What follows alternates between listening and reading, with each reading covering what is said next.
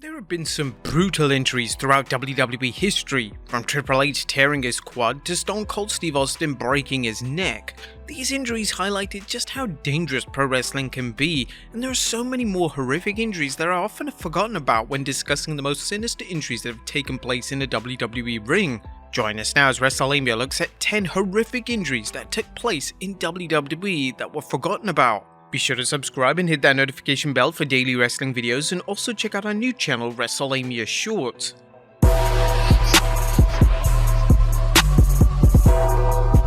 Number 10. Ridge Holland breaks his nose. But WWE's first pay-per-view event of 2022 got off to a difficult start as SmackDown star Ridge Holland was injured during the pre-show matchup. Holland teamed up with Sheamus to take on Ricochet and Cesaro, and during the match, Ricochet and Cesaro performed a double team move on Holland which shattered his nose. Unfortunately, the move appeared to be an attempted splash, but Ricochet's knee landed straight on Holland's face. Holland had to immediately grab his nose as it was apparent that an injury had taken place. An audible was called with immediate effect, and Holland was taken out of the match, leaving Sheamus to fend for himself. Thankfully, the talented Holland didn't miss too much time away from WWE TV as he would begin to wear a protective mask for his matches. Number 9. Candace Michelle lands on her head. Candice Michelle's injury in 2007 looked absolutely devastating. Michelle was wrestling Beth Phoenix in a 2 out of 3 falls match on Raw when the match finish had to be changed on the fly. As Michelle was perched on the ropes, she slipped, falling face first onto the mat. A loud thud was heard, and it was evident that Michelle was not okay. Even Jim Ross and Jerry Lawler's tone on commentary drastically altered, which indicated to the audience watching at home that this was not a planned spot. Concern grew when WWE.com posted an image on their website of Michelle being stretchered out of the arena, but WWE quickly put fans' minds at ease by releasing a statement that stated Michelle had only cracked her clavicle. The impact of landing on her head could have resulted in a much more serious injury, and WWE certainly did the right thing in changing the match finish. Number 8. Rick Boogs. The opening match of WrestleMania should always set the benchmark of what fans hope to be a classic WrestleMania. However, at WrestleMania 38's night 1 of the event, it opened up with a sinister injury. Rick Boogs teamed with Shinsuke Nakamura to take on the Usos, and during the match, Boogs attempted to lift both members of the Usos onto his shoulders. This didn't go to plan as Boogs tore his quad and was subsequently screaming in anguish in the middle of the ring. An audible was called and Boogs was taken out of the match. This wasn't the WrestleMania debut Boogs wanted, and it certainly left a negative aura around the show, which the WWE talent had to work hard to overcome. Number 7. Hardcore Holly. WWE made the smart move of moving Hardcore Holly over to the ECW brand in 2006. WWE had just revamped the ECW brand, and it made logical sense to bring someone as tough as Holly into the mix. One of Holly's most infamous moments on the ECW brand was when we wrestled Rob Van Dam. During a spot which was supposed to see Holly suplex RVD through a table from the ring apron, the table landing was botched, and part of the wood and metal went into Holly's back. This left Holly with a serious gash on his back which was literally oozing out blood and didn't seem to stop. What was interesting about this injury was, upon reflection, it was the most extreme moment of WWE's version of ECW, and it wasn't even a planned instance of bloodshed. Number 6. Eugene.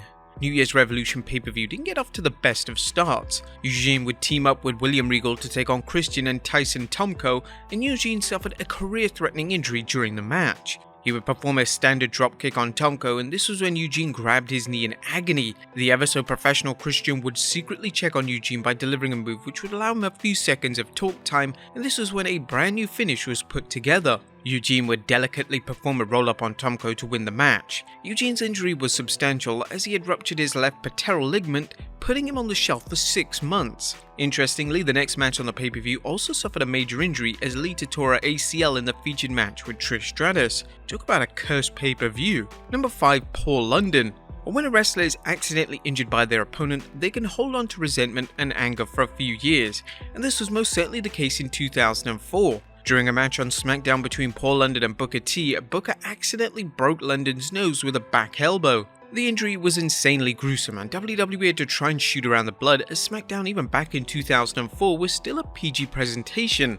London would later claim in shoot interviews even as recent as summer of 2022 that Booker never once apologized for the injury. This led to Booker offering a personal apology to London on his podcast, where the Hall of Famer would state, "I want to say first and foremost to Paul London, I apologize, okay? If I did anything that you thought I did out of malice or I hurt you, I apologize." Number 4. Cesaro.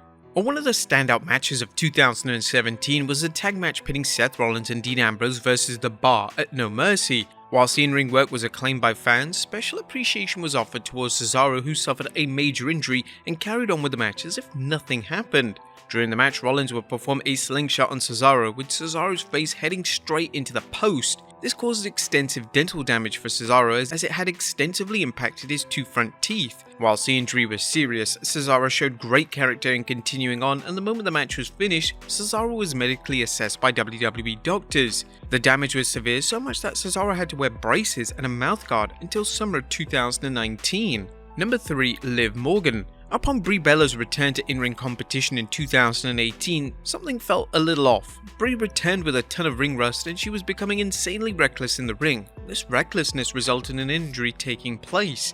During a tag match featuring herself and Nikki versus the Riot Squad, Brie would kick Liv Morgan right in the face, knocking her out clean in the process. Morgan would be diagnosed with a serious concussion and would spend a duration of time on the sidelines. Brie received widespread criticism for how she handled the injury. Some fans believed that she was making matters worse by physically moving an already knocked out Morgan. Whilst the injury was without a doubt an avoidable one, Morgan appeared to share no malice towards Brie, and the two would work together on a number of occasions following the unfortunate botch. Number 2. Trish Stratus.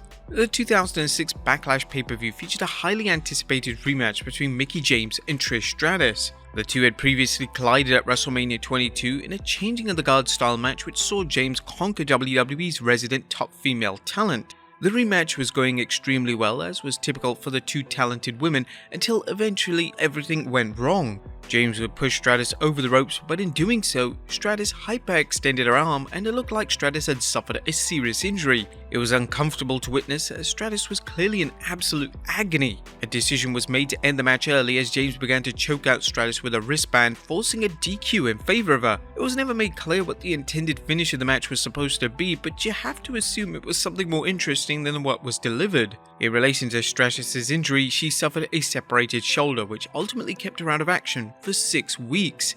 And number 1, Logan Paul.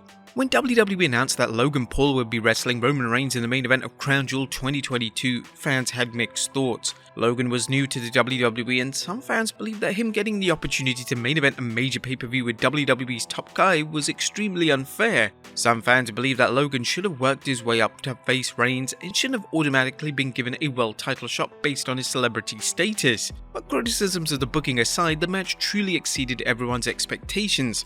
Logan and Reigns delivered a match of the year contender that showed fans that Logan belonged in WWE. The only problem with the match was that Logan suffered a major injury. The injury took place when Logan performed a top rope frog splash onto Reigns through the announce table. An initial medical ruling stated that Logan suffered a torn meniscus, MCL and ACL, but thankfully after further evaluation it was ruled that Logan had simply sprained his meniscus and MCL. But there you have it folks, 10 horrific injuries that took place in WWE that were forgotten about. Be sure to leave your comments down below and I'll see you next time with some more wrestling content.